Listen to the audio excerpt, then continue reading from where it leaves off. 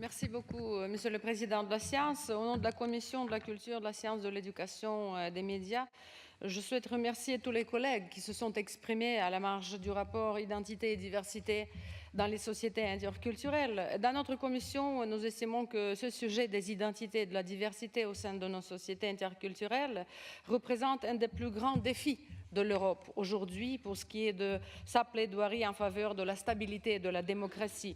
Certes, nous ne sommes qu'au début de nos discussions politiques visant ce sujet et il est important d'atteindre un consensus politique dans nos pays membres du Conseil de l'Europe, tant au niveau national central qu'au niveau local. Le profond changement de nos sociétés de plus en plus diverses, de plus en plus interculturelles, exige que nous ayons une reconsidération des processus, des mécanismes et des relations qui sont nécessaires pour la lutte contre le racisme et l'intolérance.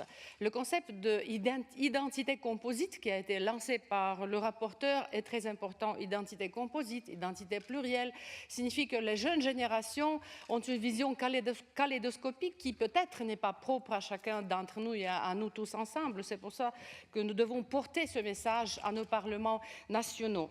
Et dans le projet de résolution, de recommandation que nous allons tous voter, j'espère bien, il y a des propositions très concrètes comment promouvoir ce type de stratégie des politiques pour ce qui est de la communication interculturelle dans nos sociétés. Je voudrais remercier tout particulièrement notre rapporteur, M. Carlos Costa Neves, pour le fait qu'il a mené à une très bonne fin son rapport avec beaucoup de délicatesse, beaucoup de sensibilité, mais également avec beaucoup de conviction. Et au nom de la Commission, bien sûr, nous remercions la délégation portugaise d'avoir accueilli les membres de la Commission à Lisbonne en octobre 2013, quand nous avons eu un échange de vues avec le docteur Jorge Sampaio, ancien président du Portugal, mais également ancien haut représentant de l'ONU pour l'Alliance des civilisations.